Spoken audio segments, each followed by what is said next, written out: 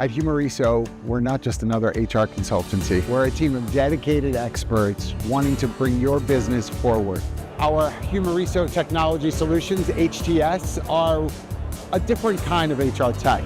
Give real-time insights without overwhelming managers with too much data. So whether you're a growing startup, an established company, our human resources outsource support, payroll management are all there to help drive your business forward. So check us out and see what Humoriso could do for you today.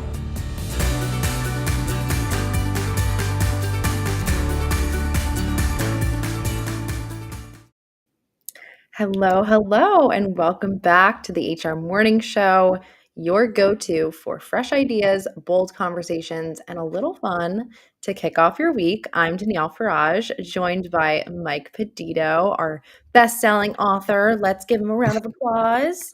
Hello, Mike. Hello. How you Best selling doing? is doing heavy lifting, but I am doing great. Thank you. I'm excited. There's only two of us, but it's me and you, and this is going to be a lot of fun Yes, today. Joel was supposed to join us, but he decided last minute that he'd rather kick his feet up and keep enjoying his holiday weekend. I'm kidding. His internet went out, so he got unlucky, and you all got luckier because it's the two of us. This week on the HR Morning Show, I'm super excited. We have some fantastic guests. We have a brand new segment. Yep, we have a brand new segment. It is all about data, breaking it down for all of you. And we're summer's over, I guess. We're going into fall. I don't know how I feel about it. I feel like school's starting. I don't go to school anymore, but I like feel the nostalgia in the air and the little backpacks on the street. Really cute as always. But yeah, I'm excited for the fall. I think it's going to be a good one, hopefully. Yeah. And I think we have very different stances on this, where myself with two young kids could not wait for the fall and for summer to be over. Luckily in Illinois, school starts really early. Like my kids are on week 3 of school. I know in Wisconsin, today is probably Joel's kid's first day of school. Yeah. So when I was growing up, we used to go back after Labor Day, but kids here go back really early, and I appreciate that. So thank you, So Illinois funny. school system. Wow. Shout out to all the parents sending their kids off to school today. I'll be you in a couple of years. But until then, pop in the chat if you want to share if your kids are already in school or not, and also where you're tuning in from. We're so excited to hear from you as always. And should we get this rolling? I feel like we have a lot going on today. So we have a lot to talk about today. A lot. So let's bring on the headlines.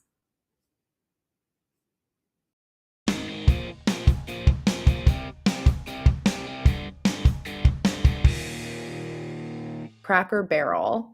There was a huge flop. And as a marketer, this is so fun for me to talk about. But yeah, Mike, do you want to summarize what is going on with this story? Yeah, I assume people out there have heard about this. It's been this has been the hottest thing since Coldplay. But Cracker Barrel changed their logo. It was sort of unannounced. Everybody hated it on pretty much every side. I don't know anybody who really defended the logo outside of the standard reasons that people said, oh, it works for mass printing and things like that. And ultimately, that was the reason behind it. But backlash happened.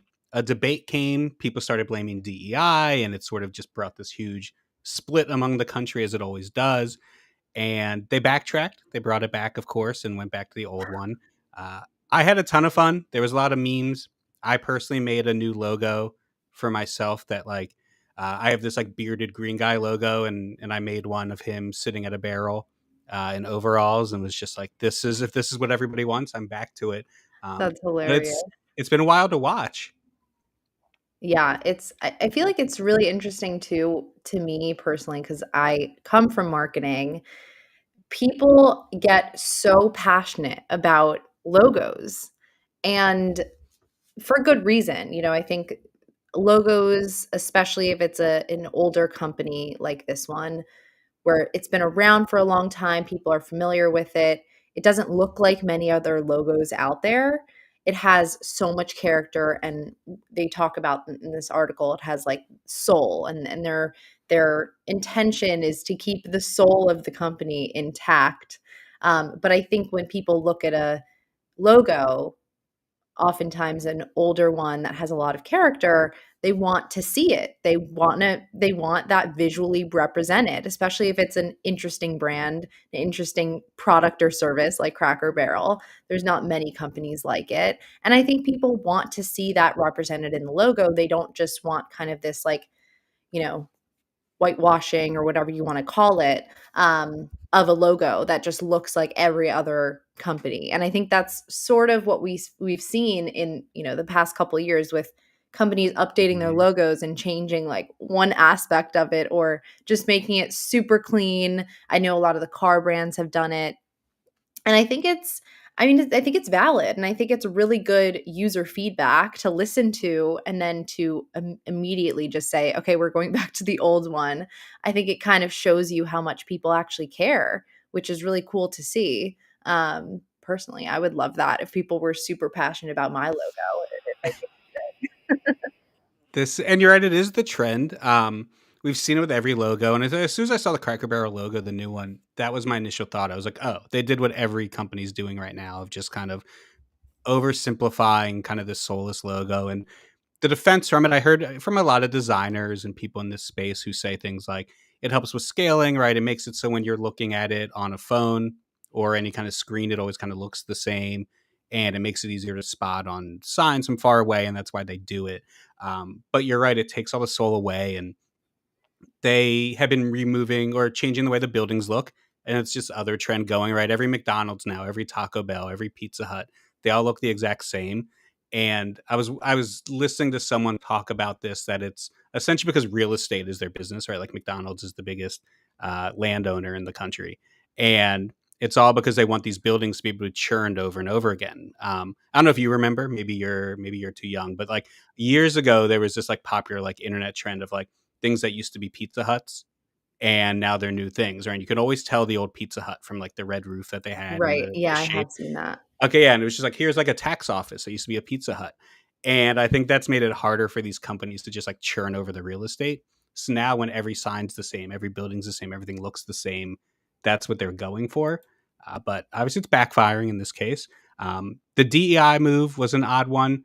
Even reading this article, and I was reading articles on it and trying to talk to people, like nobody ever really seemed to be able to put their finger on why. They were just calling it part of their DEI regime. They were just saying that it's the CEO doing DEI. Right. I don't know there was ever really a real reason behind that, where it came Yeah. from. I think it just kind of points to the divide we have right now anyway. Yeah. But I don't know. Everyone can Which think they won if which they is went back to valid. the line. I mean, not that I know what really people are talking about with the DEI thing, but it could be about characters and the caricatures. That's the word. Like Aunt Jemima is a great example. You know, that was, you know, I think that was really actually related to DEI and wanting to like not be a problematic brand. But at the same time, like you can't just apply one thing to another brand. It doesn't necessarily work that way. It might not be the same exact, you know, caricature or characterization or whatever the word might be. I think this is more about the identity of a brand and how rebrands, the risk of them is less about design and it's really more about narrative control. And if Cracker Barrel had come out and been like, yeah, we're doing this because it simplifies, you know, our real estate game, then maybe there would have been another result and maybe people would have been like, okay, that makes sense. But if you don't proactively tell people why you're doing something, oftentimes, you know, they will frame it for you and they'll come up with their own explanations. And I think that's probably, you know, in today's environment, that can definitely snowball into stock losses and, you know, brand backpedaling like we're seeing right now. The instant stock loss was crazy, especially because I just like don't think. Obviously, that's how business works. I just don't think of Cracker Barrel in that way. Like I'm never Yeah. just like, "Hey, how's Cracker Barrel stock doing?" And I've spent more time talking about Cracker Barrel stock in the last week and a half than I think anyone ever has. But yeah, it's funny to see the backlash. You have to wonder if they tested it, if they did anything, because it just kind of came out and everyone on all sides hated it. And I think that's what's really interesting is like it turned into this political fight, right? People were saying it's DEI, people were saying it wasn't DEI, but yet both sides of that argument were also just like, no, I agree this logo sucks. It's just Yeah. we're debating why. And you don't see people get unified that frequently anymore. So So maybe that true. was Cracker Barrel's whole plan, to just bring us all together towards hatred of one thing, and then get us back. And all of a sudden now we all love Cracker Barrel's old logo. Yeah. That's actually a valid point. Like maybe it was just a joke, a practical joke that they were playing on all of us, and they were never actually going to change the logo, but maybe it was an April Fool's joke that went out on the wrong date. Who knows? Like, I heard the could theory. be. Like, I heard people saying, "Oh, they did it for like the attention, wherever." I was like, I struggle to believe that when their stock did tumble by tons of money, and the company wound up losing a lot of money. I don't know. It's quite the PR stunt that they were hoping for, if that was the case. Right. But yeah, I don't But know. I It do, was not well done. to your point, like I don't actively think about Cracker Barrel like ever. So the fact that we're even talking about it means that some sort of marketing worked. This at the end of the day, if your people are talking about your brand, good or bad, at least you're relevant.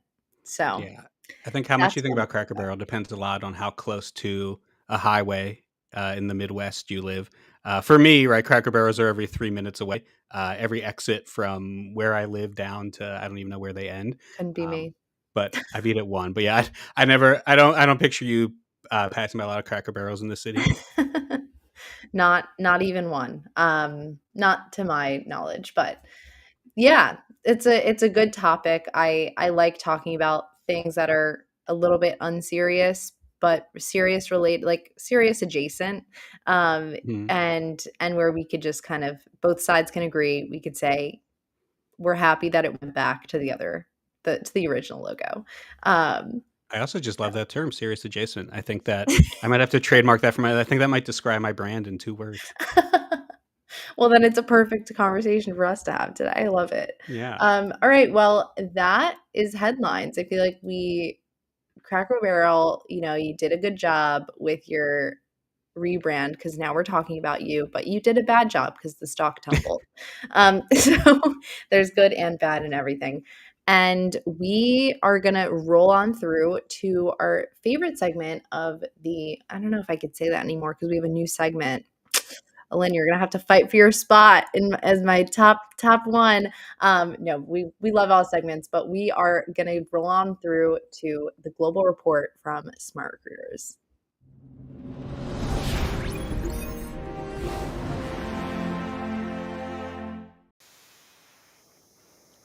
Hello, Lynn. How are you? I am great. How are you today, Mike?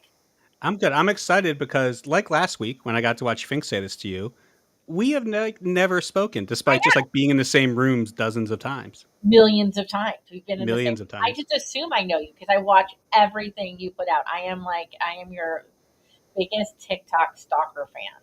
I feel the same. It's funny. Like I had that with so many people now. And like that's one of the funny things with social media. I'm like, well, we follow each other on TikTok. Like, why would we have to actually introduce ourselves That's at right. I any feel like I point? know Like, you. I'm like, I know what you're doing. It's cool. Got it. yeah, Yeah. a comment. Well, yeah, Cool. I'm excited to sit down with you, and run our segment. I love hearing from you. We're talking about TikTok videos. Like, finding you on TikTok has really been a blessing for me, because I think you are talking about things that other people aren't. Right then, and as someone who knows that when you talk about things other people aren't, it doesn't go viral that much, right? It doesn't always kill, but you're still talking about something like Listen, good and important. 300 people think it's amazing. Yes, that's all And you have to reach sometimes. that's right. Like, I love hearing you just talk about the kind of the future of work and where it is going, and as someone who's been in this space for so long, right? And we're moving forward, and we're watching it, Yeah, and we're just seeing we this are. sort of like workplace Yeah, fluidity right now. we are. We absolutely are. And I think one of the things I've been really thinking about in this last week for a lot of reasons. I'll be very transparent. I'll tell you some of these come because they're personal reasons. And I look at them and go, what is work? What is my work? What is everybody's work? What do I want to do next year? What do I have to do? How do I have to define my job and all of those pieces?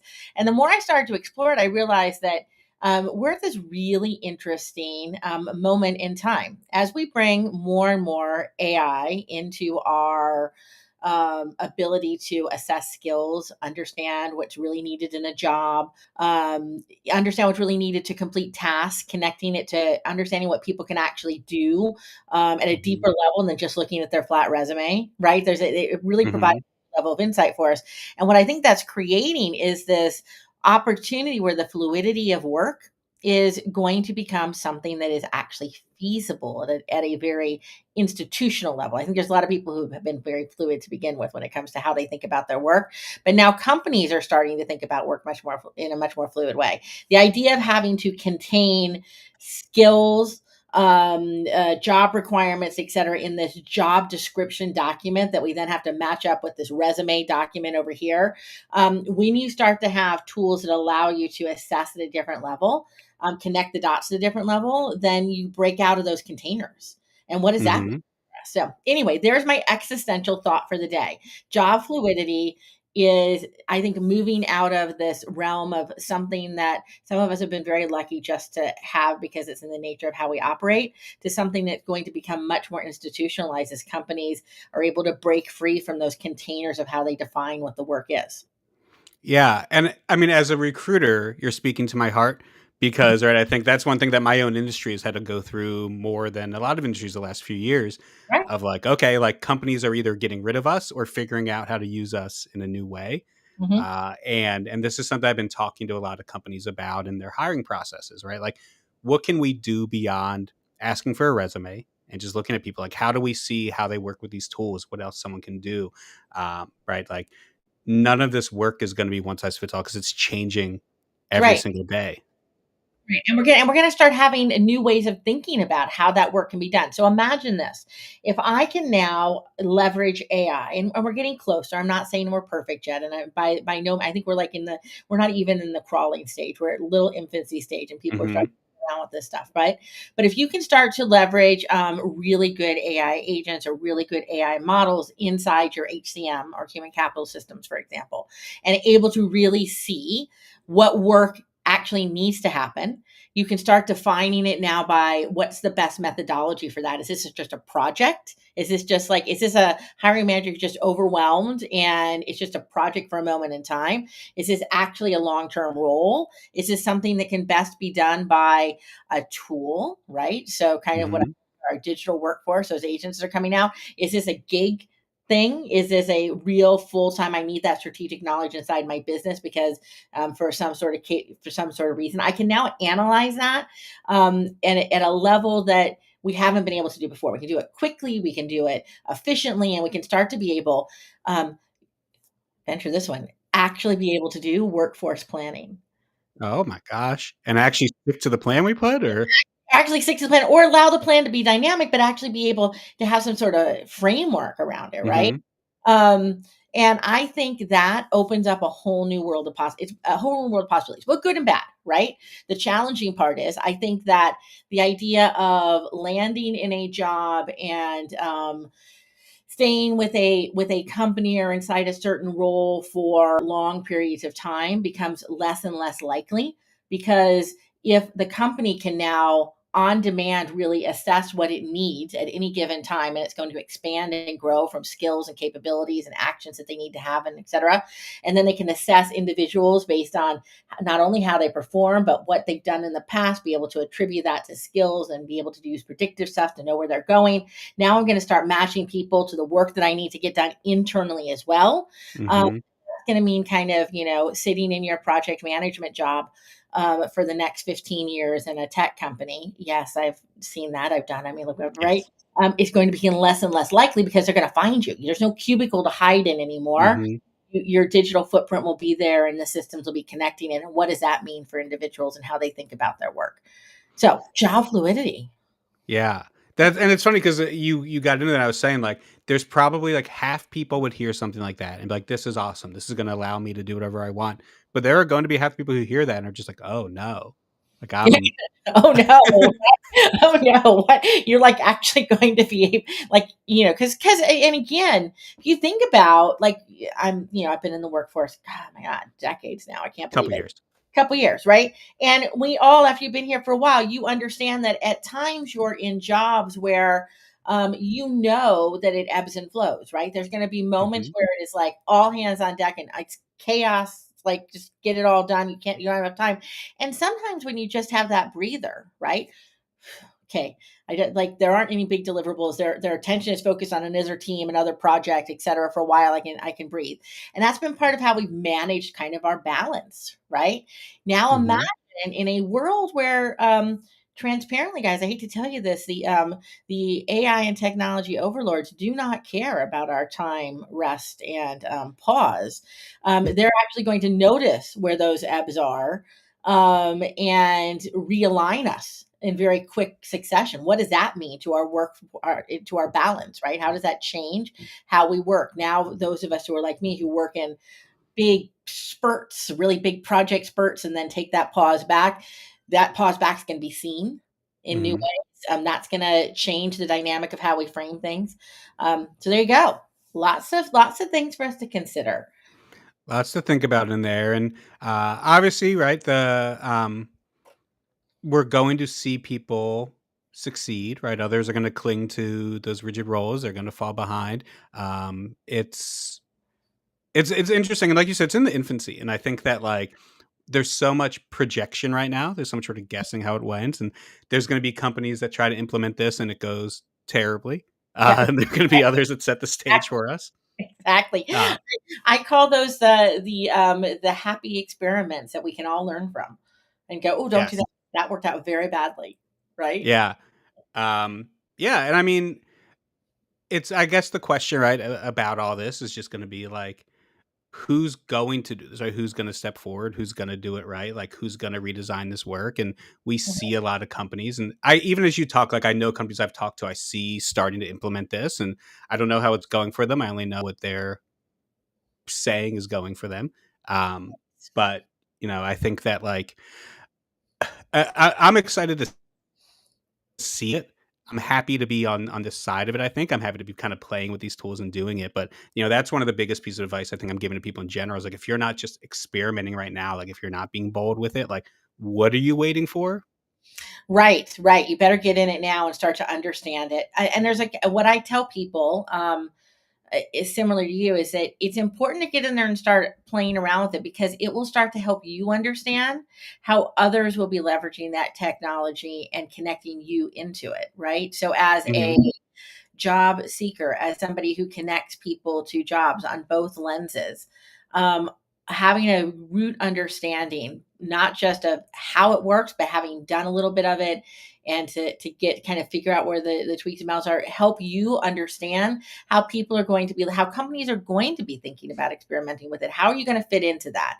How is that going to change how you set things up? I'd be interested, Mike. Do you think, or are you already seeing a shift in how people do their resumes and how they articulate what they do? Are they is that shifting? Oh, for sure. And I think AI is going to lead towards making resumes useless, which is my ultimate hope. And when I talk to a lot of companies and help them with hiring, I'm just like, what if we look past resumes? And there's some companies that do that right now really well. Zapier doesn't require a resume, for example, and like you can send one. But yeah, because it's shifting towards everyone just saying like, okay, you're telling us exactly what you want, and we can build all that together. And make that really just kind of all bland. And every resume now looks the exact same, Right. and people know every bullet point on a resume now, right? Just reads da da da da da to 20%. To this is to manage this for 15%, and like none of it means anything anymore. And it's Yeah. really show me you can do the work is what I want to see. 100%. And what's interesting is I think what people will start to see, and this is what I think you will see it before others start to see it, as you're kind of reviewing and starting to understand kind of what companies are looking for and how they are matching people to work, and also how people are articulating what they can do on those resumes or whatever way in which they articulate it to a company. You say, this is who I am. It used to be very much, this is, you said you wanted this, and let me show you that I'm going to self-report that I can do these things, right? You're going to trust me on that. Hmm. There we go. And then we added assessments into it. When I start to apply these tools and I'm starting to be able to extrapolate from what people say and also what I've seen them do and their other digital content out into the world and et cetera, I can start to, as a company, start to see what people could do, not just what they have done in a new way. I think that changes what a resume or even how our profile to a company starts to look, right? Mm-hmm. The same things don't become important. Listing all my skills becomes a little bit irrelevant because they're somehow going to be looking at other footprint elements of me to be able to tell what my skills and capabilities are based on the projects I've done, based on the certifications I have, based on, I think for some people out there, based on what you're putting out there into the ecosystem on your socials. I mean, there's a variety of ways they're going to be able to capture that information, and it's going to be much more dynamic than this is my list of skills and here are the 5 jobs that I had. Yeah, people are looking for builders and validation of building right now, and I think that everyone has the ability to do it and the tools out there. So I think that is where they're looking. This is a great conversation. I do want to shout out Joe. Thank you, Joe, for loving my content. You can all comment as many times as you like about how much you like me and my content and the things that I do, and always be happy. Alin, I'm really excited we got to talk. We're going to see each other in 2 weeks. I'm going to give us both a challenge, Okay. and to actually say hi to each other. Right. And have a real life conversation off of the internet. We're going to do that. Let's see if we can pull it off when we're at HR Tech in Vegas. We are absolutely going to do that. In fact, I'm going to put a shameless plug in here for you and for everybody else. So we're going to be big at HR Tech. If you don't know already, we're going to do some pretty amazing stuff. You're not going to be able to miss us. But one of the fun things we're going to do on Tuesday night, on the 16th, we are throwing the party of all parties. If you haven't heard about it, it's the Electric Welcome. Get yourself on the list, guys. If you need to know about it, ping me. I'm telling you, it's the place to be, and opportunity to have chats, to have real discussion, to connect with people. So see you then. Thanks so much, guys. All right, Alin. I'll see you then. Bye.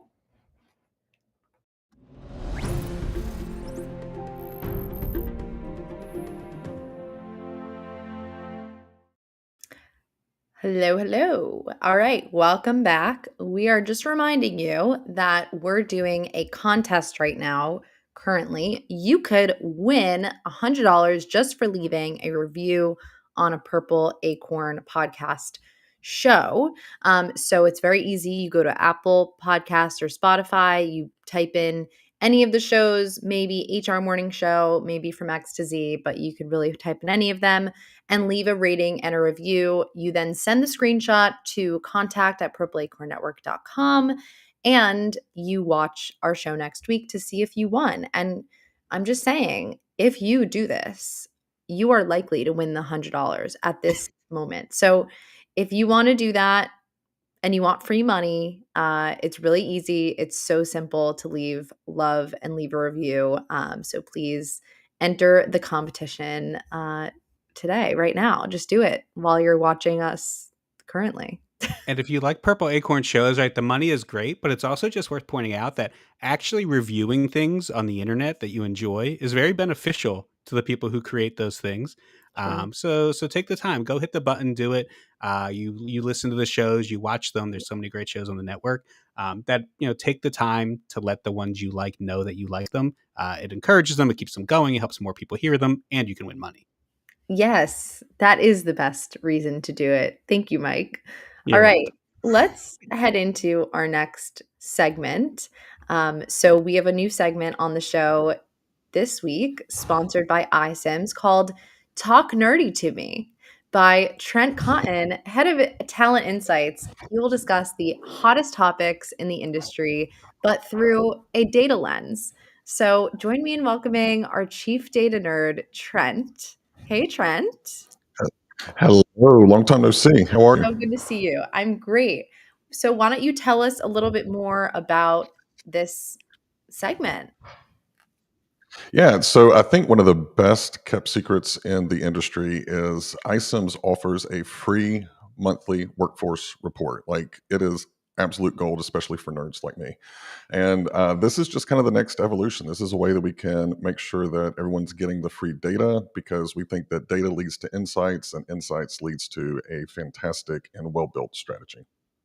I love it. I'm so excited for the first edition. It's also very valid to say not everyone knows what to do with the data. So you are, for that reason, our chief data nerd, trying to, help us understand what we can understand from the data. So with that, I will let you go. I'm letting the Awesome. bird fly out of the nest.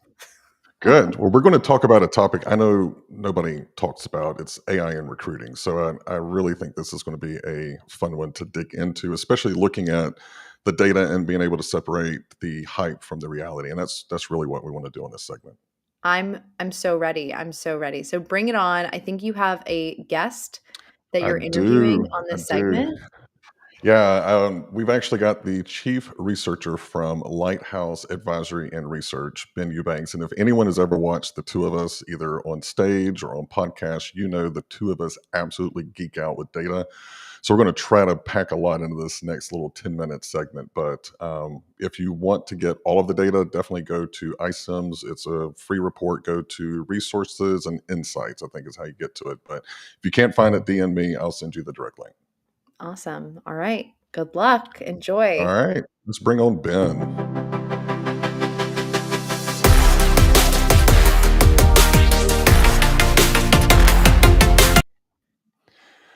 All right, welcome. I am so excited about this. My fellow, if I don't really feel like I should be called the chief data nerd whenever you're in the when you're on the same screen with me. It's like I'm kind of like your lieutenant. You're definitely the general. How are you doing today, Ben?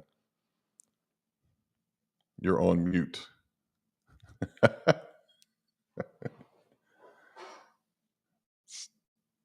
Still can't hear you. There we go. How about that? Here we go. All right, and we're live. All right, let's try it again. Okay. I was saying, I love the data. I love it. It's a chance to really dive in, and not for its own sake. You've heard me say this, not for its own sake, not the numbers themselves, but before they tell us what we know to do next, what we know to stop doing. That's where I get really excited. So this is going to be a blast. Yeah, and both of us actually started out in HR and recruiting. We just kind of made the switch. So for anyone that's like, oh, these two don't really know, we've been in the trenches. We know how important this data is. So I know we were really excited to partner with you this month because, you know, AI in recruiting is a very hot topic, but there's a lot of hype out there. And I want to walk away and give the audience answers to 3 questions. What's the real ROI on let me try that one more time. What is the real ROI on AI? Where are we seeing the most efficiencies in the recruiting funnel? And most importantly, what are recruiters doing with their extra time? So with that, let's tackle the first one. First data point. Yeah. So where's the ROI? One of the things that we see in the data are that companies who are using AI in their recruiting function in some form or fashion, the number one thing they're telling us is that they are seeing more time freed up for their teams. They're seeing hours saved. And for any of us who have been recruiters, like you just said, Trent, like goodness, some weeks you're like, just 5 minutes. I just got to breathe. Okay. This is driving me nuts. So just a little bit of breathing room is great, but these teams are saving more time. So when a company says that they're already using AI, about 1 in 4 of them are saving about 5 hours a week per recruiter. So saving a ton of time, and they're using that for other things. We'll talk about that in just a little bit.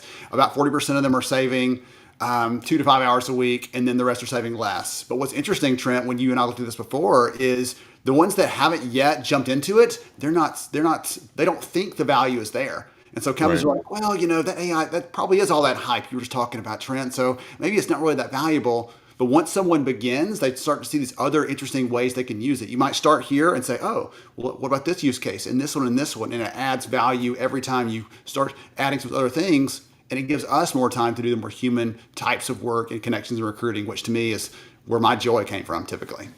No, absolutely. And it was really interesting to me. So you surveyed over 1,000 TA orgs, and from what I understand, you asked them, are you leveraging AI, yes or no? And then kind of asked this question. It was really interesting because there was a tipping point. There were 2. So those that are not using it, they kind of thought maybe at most, 2 to 5 hours is probably how much they would say. But I kind of read that like they were shooting blind. You know, they were just kind of throwing a number out there. But for those that actually are using AI, it was almost double once you got to 5 or more. So that's kind of one tipping point. But the other is whenever you look at those that are not using it, they were actually higher in the saving 1 to 2 hours and then 2 to 5. Yeah. So it seemed like those that are actually using AI, they're kind of looking at it going, look, if we can't save our recruiters at least 5 hours a week, that's not the tool for my organization. I thought that was pretty poignant. That glass is half empty to them, Trent. The glass Right. is half empty, or it's a quarter empty. Like they're like not really believing it. So that's the thing that we've got to. This is one of those things where you can't just wait and see. At this point, you've got to give it a shot. And again, there's lots of low risk areas. I'm not saying go out there and do wild and crazy things and freak your internal counsel out or freak out your IT team. No, but there's some ways we can do this that are going to allow us to be low risk and high value, high ROI. Like I said, you're pouring more time back into the human connections with people and spending time with candidates and those things that all of us get excited about and candidates get excited about. But right now we're just too darn busy to actually do that. Yeah, it is. And recruiting is a very process driven, the current state, very process driven, especially if you're internal. There's all of these checks and balances. And really, the great recruiters that I have loved working alongside and managing, they wanted to really be that strategic counsel for all things talent for their internal client. But they were always bogged down by move this piece of paper here, or did you check this?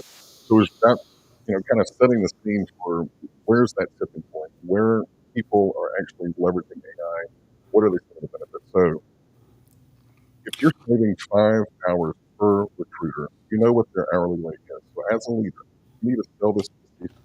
That's a very easy calculation to do. I've got 20 recruiters, I'm saving 100 hours a week, and average cost is this much. Hey, C-suite, if you want me to level up the current team that I have, because most are not adding additional FTEs to recruiting, let's just kind of call a spade a spade. This is a great way that you can actually add some dollar value to the organization by saving 5 hours per recruiter per week. So just a little plug, because I don't know about you, but a lot of times at conferences I get asked, like, how do I sell this to the C-suite? And I always want to make sure that anytime we're going through data, I want to say, okay, this is how you position it with the C-suite, because sometimes we get in our own little recruiter language and forget that not everyone is bilingual in recruiterese. So, all right, so now we've got our tipping point. Let's get into, and this one really surprised me. I shared this with you when you gave me the deck. I totally did not see this coming. So you asked, where in the recruiting funnel do recruiters see the most efficiency gains as a result of AI? And the top two were? Number one, screening and assessing candidates. So trying to filter through that big old pile of people and figure out the right ones. We just heard talk about resumes in that last segment, and like getting through all those resumes is a chore. You and I both know that.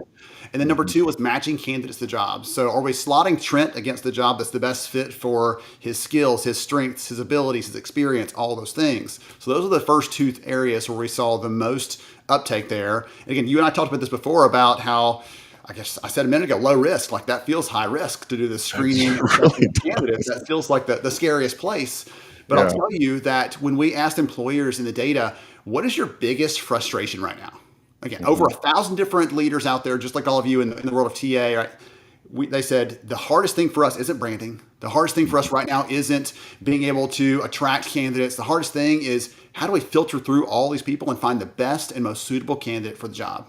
And that's why so much of that time is spent there. I know you've seen this post like I have. Someone posts a job these days. It's like we had to close it in 24 hours because we had 1,000 applicants. And what do we do with those people? We can't look at all those. How do we even consider that? And so they'll look at the first 20 resumes and try to find someone in there because they can't look at everybody. And so if AI helps you look at and consider all 1,000 like that and figure out who are the 20 to continue filtering by instead of just looking at 20 manually, that's our opportunity, again, to get to that. Let's get to that layer of connection. Let's get to that layer of consideration versus just filtering out. Let's try to screen in some of those good people who are in that mix that we can't see because we're just bogged down, busy, and don't have the free time. And see, I would have put money that it would have been on sourcing and finding and engaging qualified candidates.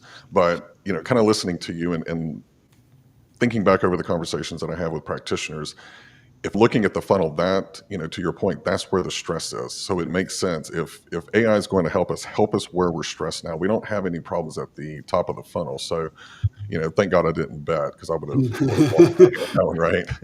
Well, but, go ahead. I was going to say, you and I both work, though, in companies where you can post a job and you're going to get plenty of applications for that, right? Maybe an accountant or something like that.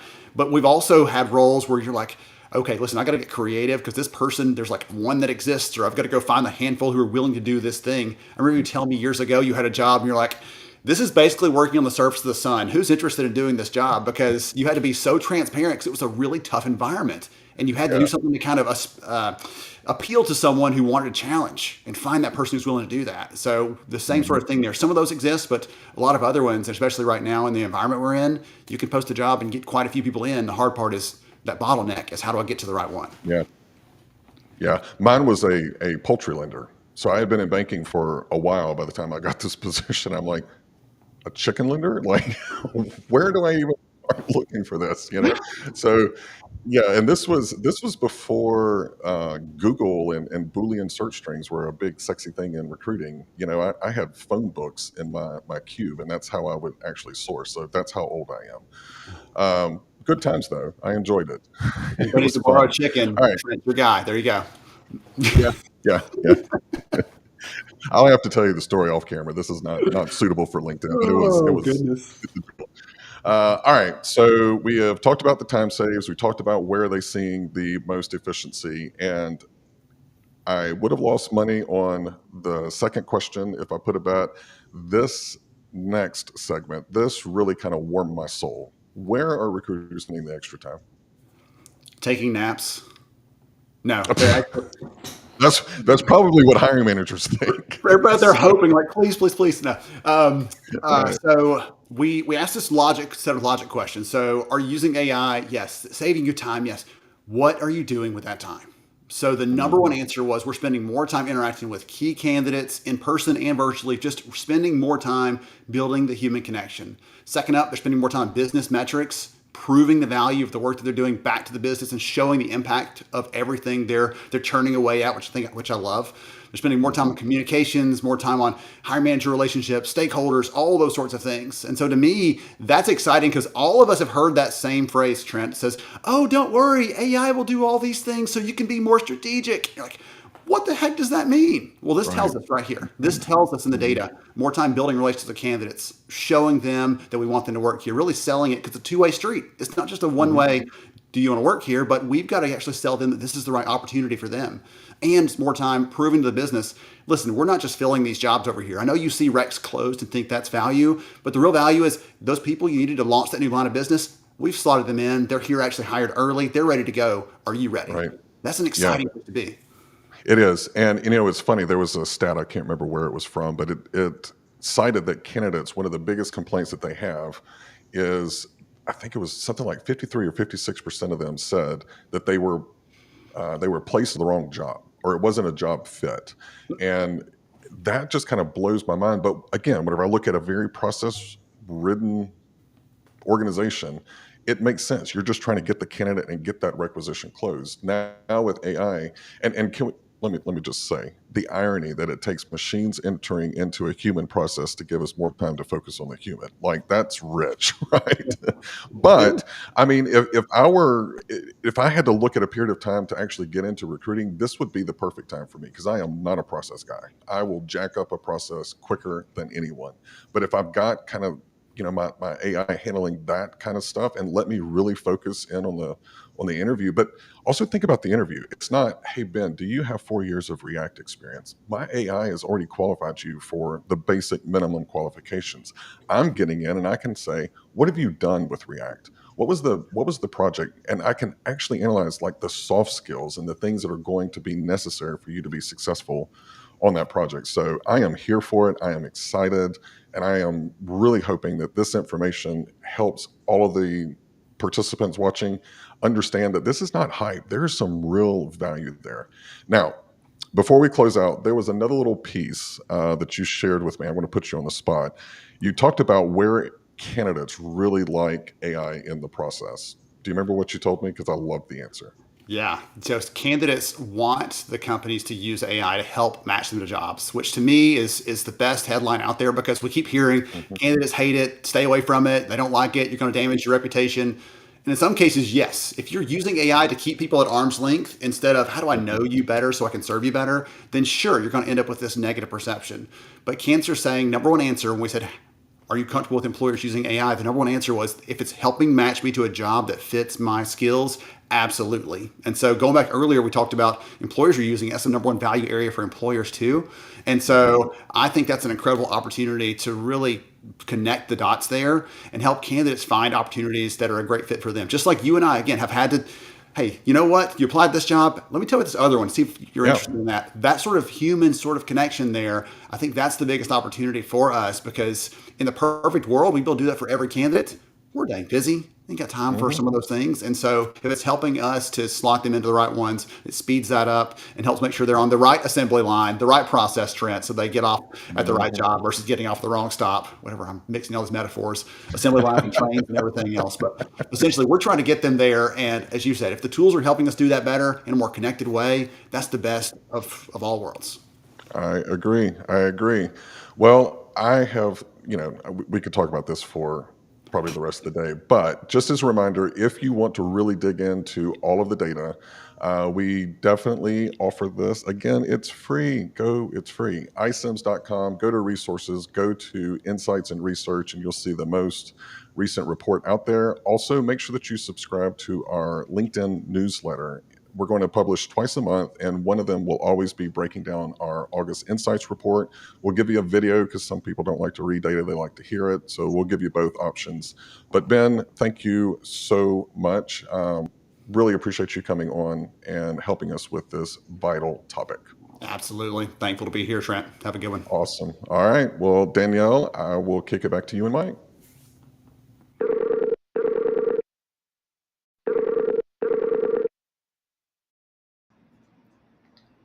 All right. I am here. I love listening to you talking about data, but I am here with our special guest, Samantha Gallagher. Samantha, I have never gotten to speak to you before, so I'm excited. We're going to talk about compliance, and which is one of the more important parts of the HR industry in general. We'll get into that. Before we do, though, I run a podcast for recruiters.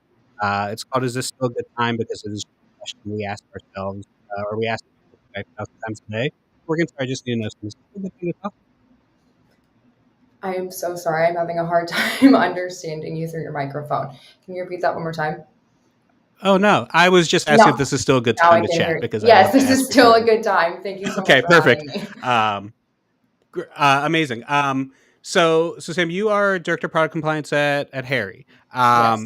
And so I mentioned I love talking compliance because I think it is one of those sides that, like, we're so quick in HR and in recruiting and in this space to talk about move fast, implement these tools, just do it, just go, let's go. And then we're like, CEOs love to explain to us, especially in the startup world where I am, like, break it, right? Ask permission later and we'll figure it out.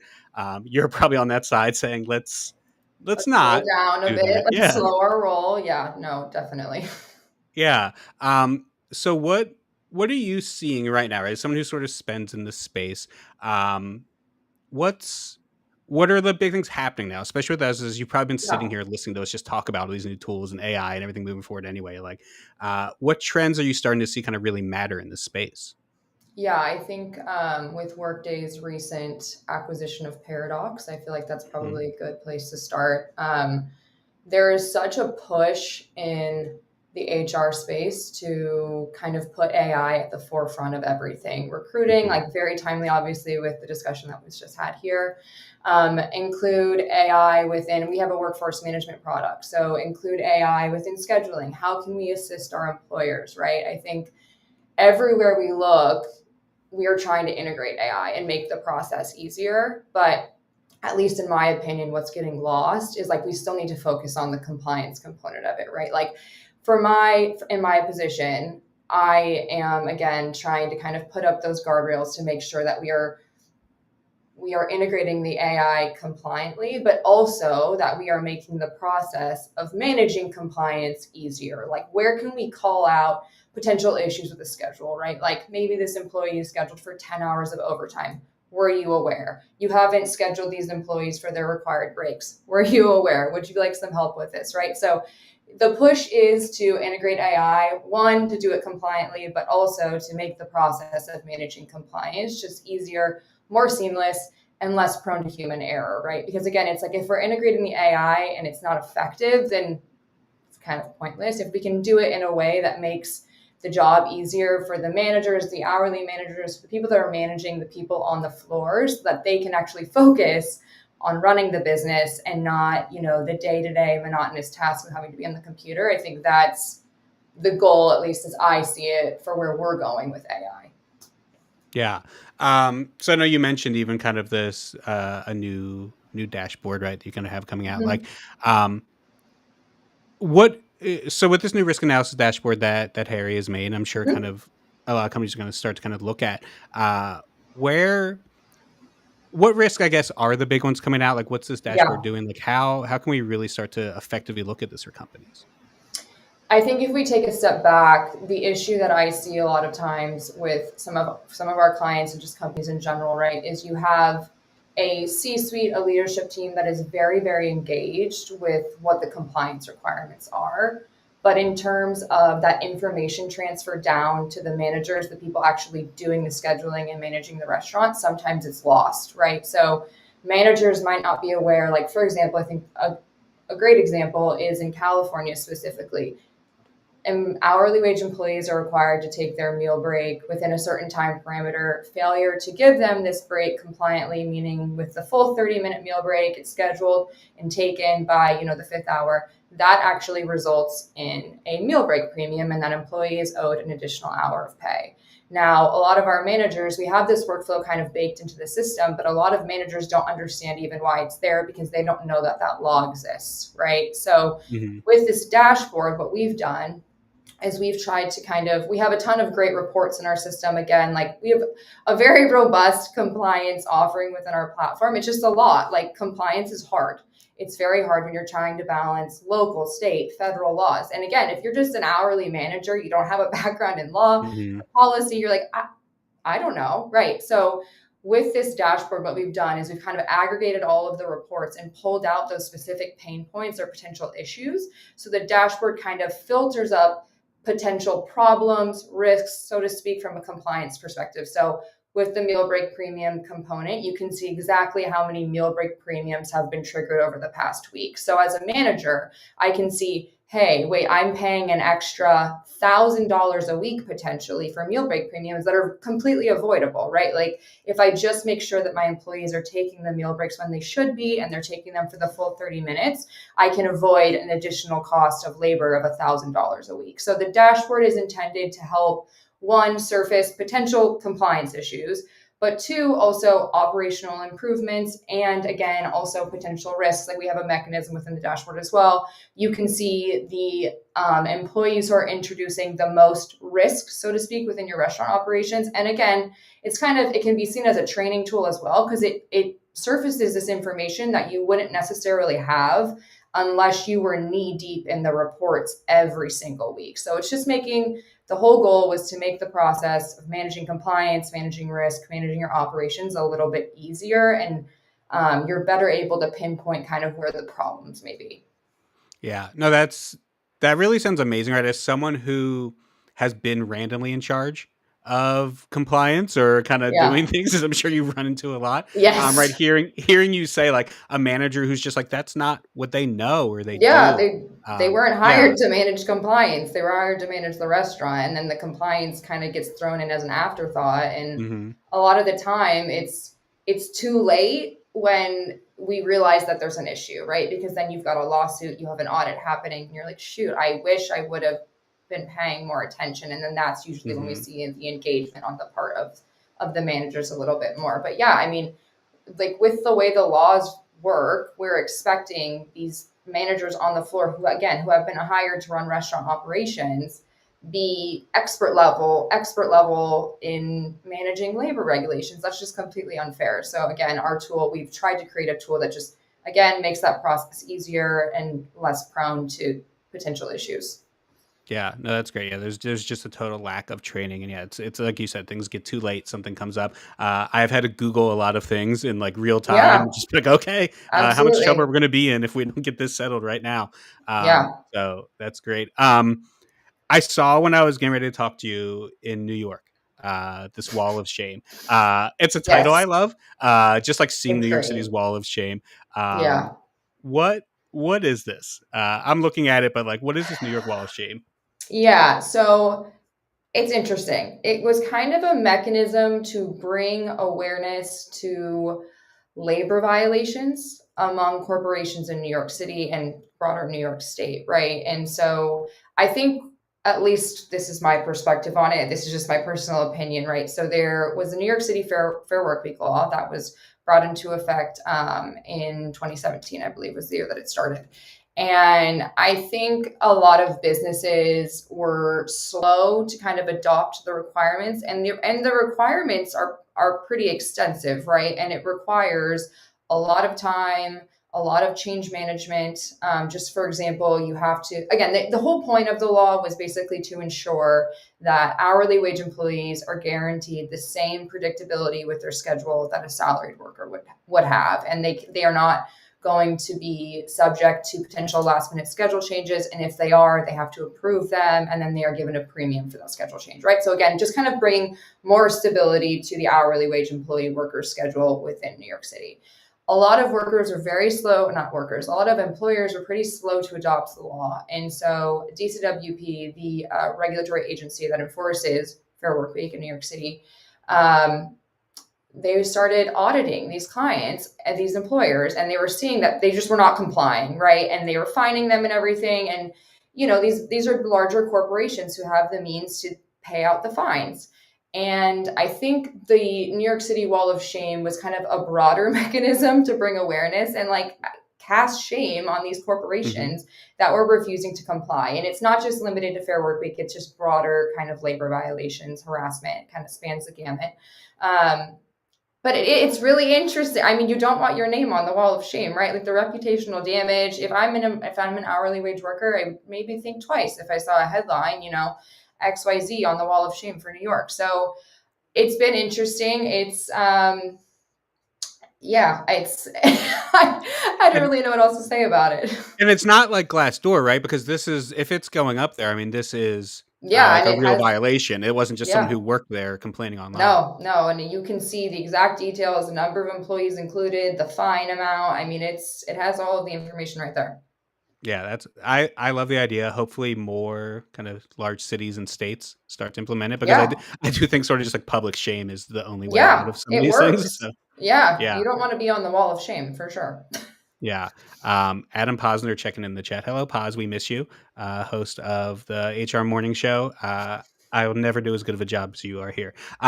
Samantha, it's been great to get to talk. I think this dashboard sounds awesome. Honestly, I think the idea of helping managers stay up to date, not have to worry about these things, just alerting them what's happening, and both save money, but also issues down the road with it. So it's great for you, Harri. Thank you for joining us this morning. I believe Danielle is next up with another guest of ours.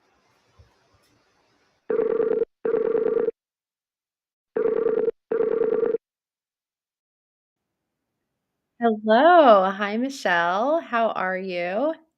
I'm good. How are you? Doing great. I'm excited to welcome you to the HR Morning Show. So, Michelle, I'm just going to give a little bit of an intro about you started your career in healthcare as a speech pathologist, which funny, my mom studied that at UCSD, and then leap into health tech and marketing, and now you're helping Rooster, which is involved in scheduling, a company that is really transforming their recruiting experience in their growth. And from what I understand, you're very passionate about this type of solution. I'm excited to hear more about your journey. But welcome to the show. Yeah, well, thank you so much for having me. I'm really excited to be on the show. So just as you mentioned, I was a speech therapist by background, but also I did have experience in marketing just slightly. I just did marketing for a local spa in my neighborhood while I was studying to become a speech therapist. Funny enough, and I think this story is very relatable to so many, COVID changed your perspective, just the way we worked in general. And so COVID kind of opened my eyes to, wow, we have a lot of gaps in technology and healthcare, and specifically speech therapy. And I approached it from an educational standpoint. I had some courses, resources. And then because of that, I was introduced to the tech world, the health tech world, where I had someone come in and ask me to review a product. And then I realized, wow, like I could do this. This is really exciting. And it's so exciting to see what else I can do and give back to the speech therapy world in general. And that's kind of my intro into tech. And that's where I worked at Ambiki, which was an EMR software as a service platform, which was specifically for therapists, which was really nice because at the time we didn't have anything so niche. And eventually I started to really learn more about marketing, and I started to fall in love with it even more, and I wanted something else. And I thought, hey, I could do any industry, right? All it takes is just some dedication, and I knew I could do it. And then I started applying, and that's how I ended up here at Rooster as their product marketing manager, which I've loved. And I know I'm their marketing manager and I'm like, they're amazing, but genuinely they really are. And I love kind of the flow of how we had everything, because we talked about the experience from recruiters, and now I'm kind of still a candidate, and I still kind of feel like a candidate, and I get to share my experience as a candidate. And I think the best experience as a candidate was truly with Rooster, and they have their Rooster scheduling, obviously. So it's for Yeah. scheduling interviews.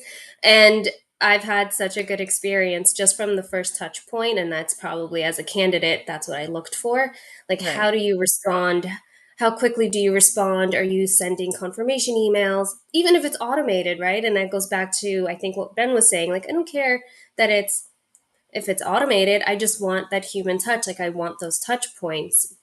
And so I loved it so much. It was so great. And now I'm here at Rooster. Yeah, I love that. Well, I could definitely relate because I have been a marketer in this space as well. Yeah. And it's interesting how, you know, companies that walk the walk and don't just talk the talk really Yes. stand out Exactly. because, I think that's kind of rare, unfortunately. I think a lot of companies that provide a certain service are actually, funny enough, tend to be not so great at that service themselves. So that's great that there was that alignment there. I am curious, like you have such a unique background, and I personally love, this like multidisciplinary type of career, and like learning. I'm curious, like how being a speech pathologist still, I guess, helps you in your work today, and how it actually does relate and maybe translate a little bit. I would say I think I'm a better marketer with that speech background, because in healthcare, we had to, metrics, it was so data driven. Everything that we did, especially like my background, I was in a very high productivity clinic. And so we had to write down every single detail. We had to include the why in everything that we do. We couldn't just come up with a treatment approach and say, yeah, I'm just doing this today. There had to be an explanation for it. And I think that helped me just in that one aspect of, I need to make sure that everyone understands the why, and I need to communicate that with my clients' parents as to the why, so they understand, and there's some carryover there. So in that aspect of making sure people understand the why. The other thing is, healthcare was very heavily regulated, and that's what I saw more so in like the tech space, but also in HIPAA compliance, all of these things. So um, just always keeping healthcare privacy, all of like patient data up to top of mind, like we can't share that. That also helped me, and that helped me get into Rooster and other heavily regulated industries, because that is just ingrained in what I do.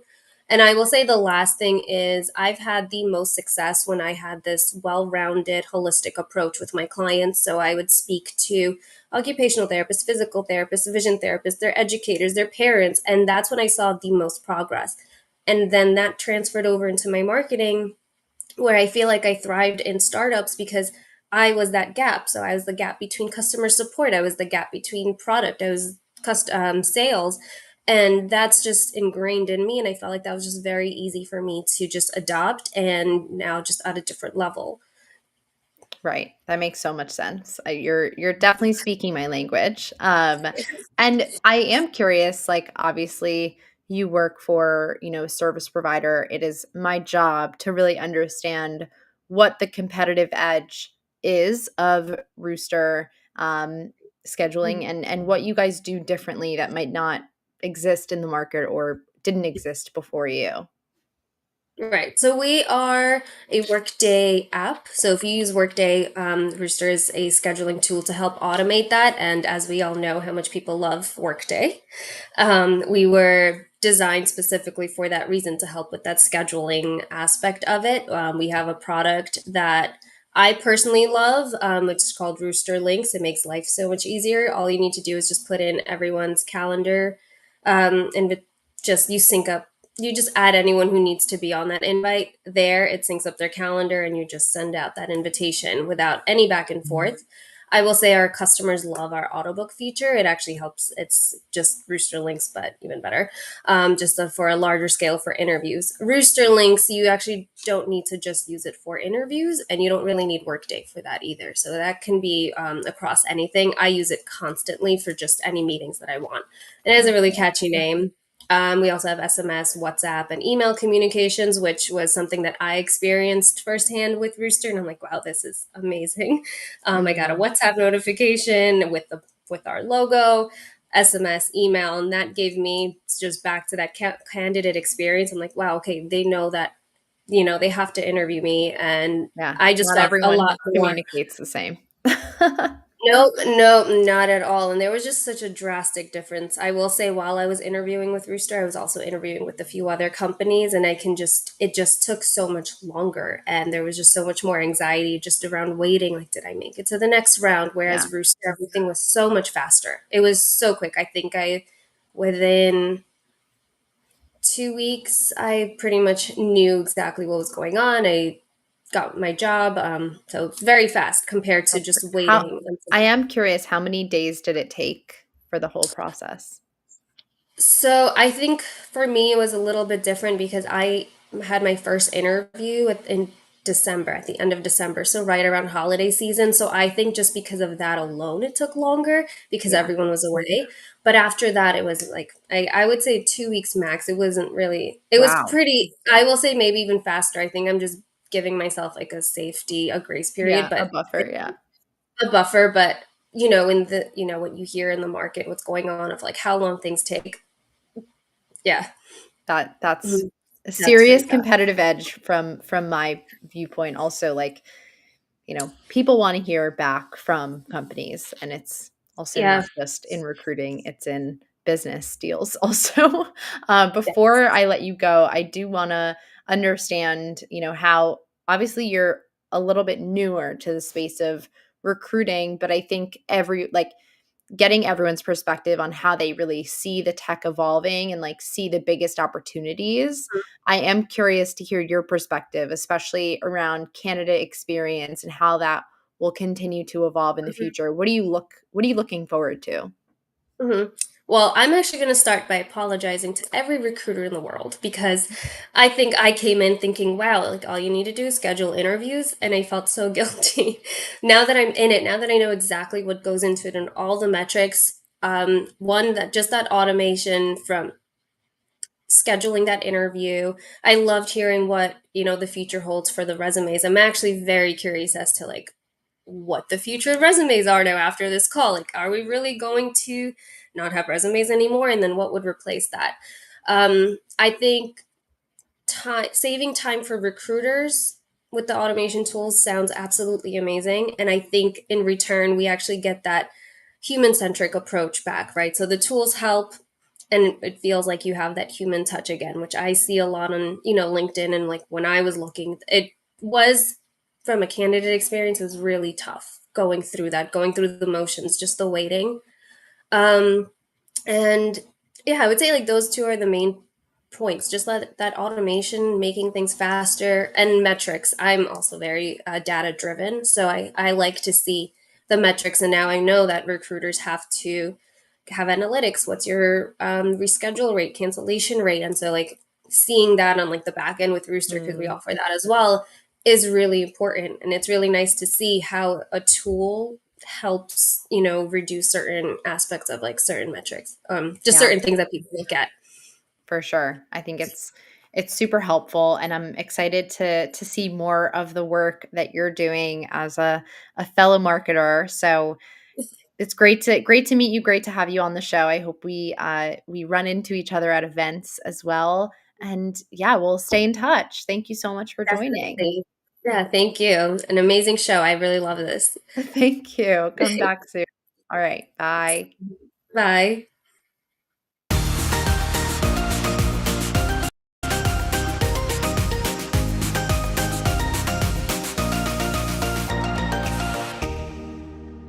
Good morning, beautiful people. Today's weather report might not be popular at all with this audience.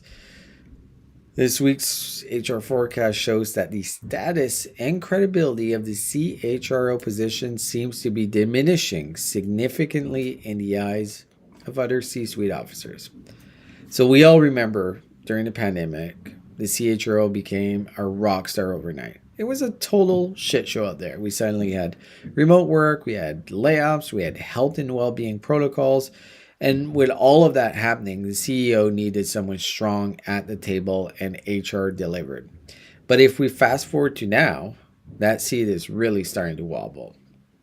The problem, in my opinion, why I think the role is slipping, I've been hearing that trust is fading. Right or wrong, CEOs aren't seeing CHROs as true business partners. They feel the focus has drifted too much. Too much time is spent on things that don't directly impact the business. Too much time is spent on things like slogans and not enough on the actual P&L. Other C-suite members feel that the business instincts are missing with HR leaders. So strategies, numbers matter more than ever. And there is an AI blind spot. Only 7% of CEOs think their CHRO gets AI. It's pretty brutal. So what this means, I guess what the bigger picture is, right now, the labor market has cooled dramatically. We're seeing layoffs back. We're seeing return to the office for quite a long time. It's pretty clear that CEOs are calling the shots again.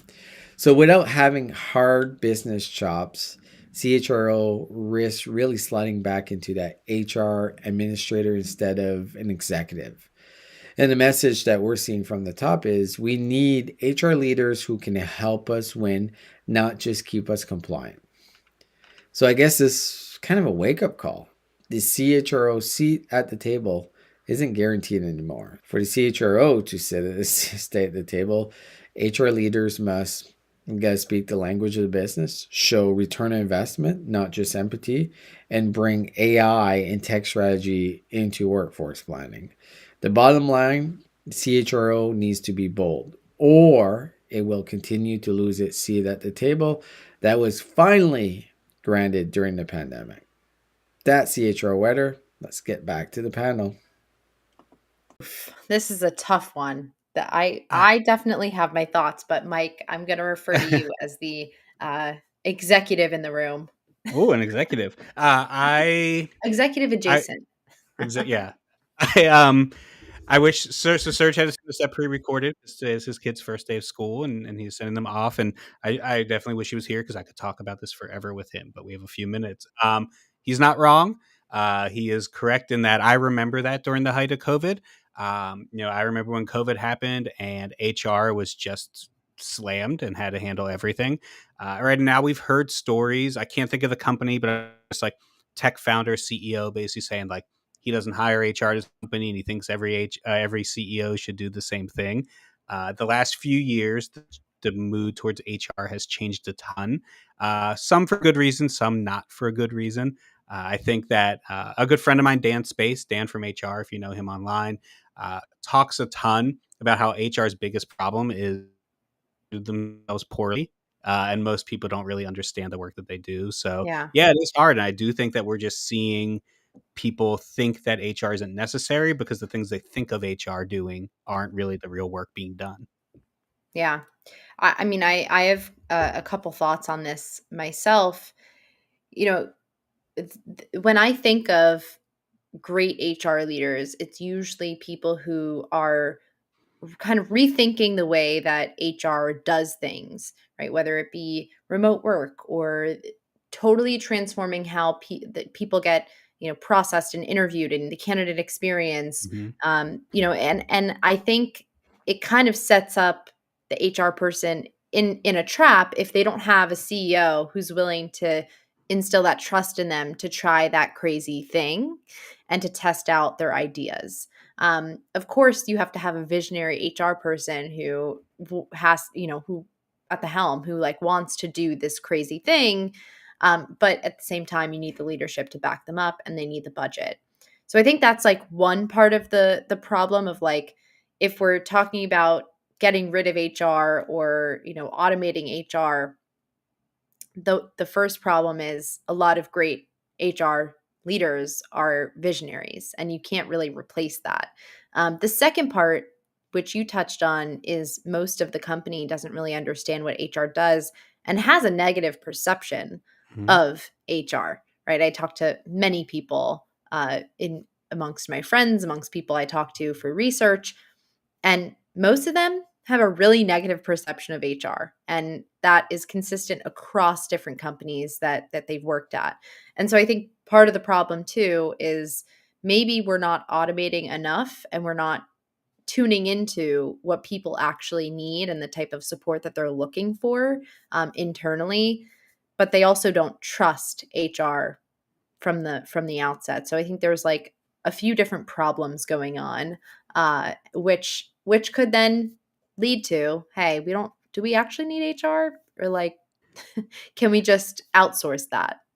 Yeah, and I have these fights, obviously, in internet comments all the time, in the content that I make, because it is true. People have a misunderstanding of what HR does. People don't realize sort of the strategy, and maybe I'm preaching to the choir, obviously, in what we kind of talk about, who we're talking to here. But I also, I always try and explain it to people as like HR's job is they manage the people strategy of a company. Every department is managing some type of strategy or plan, and managing people strategy is messy and it's sloppy and it's hard because people are all different and there's no way to please people. And, I always kind of tell people, I'm just like, job interviewing, if you think it was up to the managers, would not be great. Your benefit package, if you think the CEO was in charge of sort of assuming all this, wouldn't be great, right? We were talking about compliance earlier with Samantha. Like, all of these things do matter.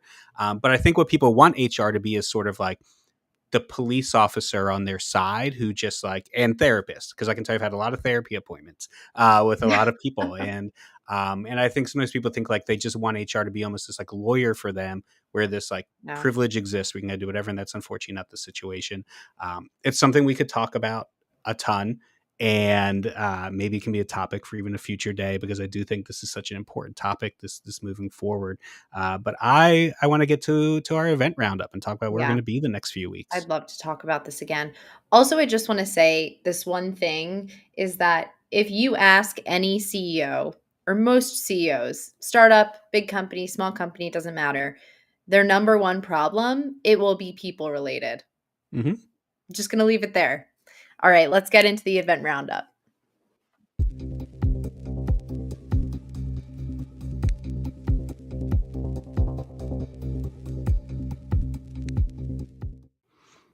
All right. Event season is upon us, and we are excited. I talked about last week. I'll talk again. I'm ready to get out of the house.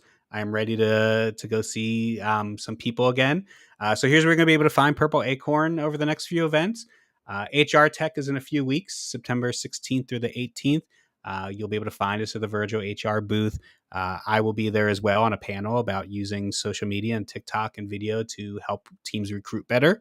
So definitely come see us at that one.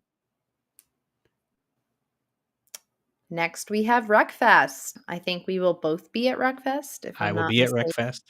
October 15th through 16th in Nashville. We will have a mega tent. So we will be located right when you walk in. So don't forget to pop by. And I think we have several Purple Acorn hosts on stage, hosting stages, doing all the things. We're definitely going to be doing a lot of content and lots of exciting parties going on too. So we'll be able to share more about that in the coming weeks. If you've never been to RecFest, get there. It is a good time. Unleash World in Paris. I will not be at that one, unfortunately. I would love to be. October 20th to 22nd. You can find Purple Acorn there. After that, we will be on to ERE in San Diego in November, the 4th through the 5th. Well, you'll be there, right? We'll see. Okay. I think I'm in the same boat of we'll see, but Purple Acorn will be there. And then we're going to stay in, I think last week was over in stay in San Diego for the next couple months. Yeah. San Diego. Exactly. February 2nd through 5th, TA week. Again, I will be there for sure. I'm actually speaking on recruiting's future and keeping it old school, which sounds like an anti-AI talk, but it's not. But Purple Acorn will be there as well. I love it. I'm super excited. Conference season is upon us. And if you want to reach out for content help from me or Mike, reach out in the DMs. Yeah. Our DMs are open.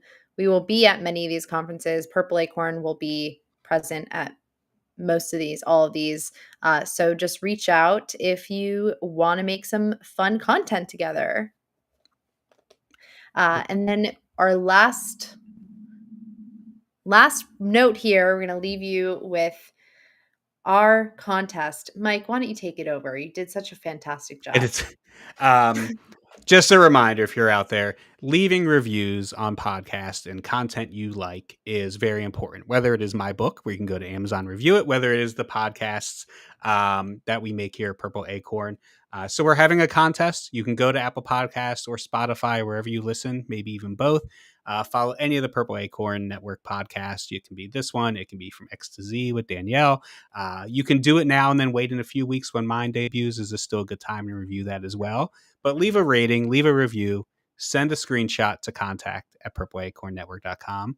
And we will be giving away $100 every week to somebody doing this. So if you're watching, if you're listening right now, just leave the review. You're right there. Go to the page and do it. Support content that you like. This is a big thing for me. I know Danielle feels the same way as well. Support the people who are out there making things that you enjoy, learn from, and you watch. And reviews are a huge way to do that. And you can put some money in your pocket while you do it. I always say, support your friends. It's a great hashtag to use. Although I didn't get a book, so I can't post a photo of me with a book that I don't have. There is another way for you to get that book. I will not lie. I could buy it. You could, but we'll have to speak to Evan White about the books. If you like that out there, the collector's item books are done. They all have the white font cover now. But yeah, we should get one in your hands because it is a great read and it'll help people a lot. And I'm an influential person. I'm kidding. I'm really not. You are. No. Gen Z strategists need to be, Gen Z needs to be reading this book. And as much as Gen Z loves me, as much as the cover of the book says, I have business riz. We still need other people out there telling them. Is that a screenshot? Someone commented that it says "Bro's got business riz," and that is the quote on the front of the book. That's pretty cool. That's pretty cool. No lying. Really cool. That's very real. That's realistic. Yeah. This has been fun. I'm going to be back next week again as a guest host for 3 weeks in a row. But I love this one-on-one we did. Just as a reminder, continue to follow us on LinkedIn. We're trying to hit that 2,000 number. So go do it. Head over to purpleacornnetwork.com to see the other shows we have. Anything you want?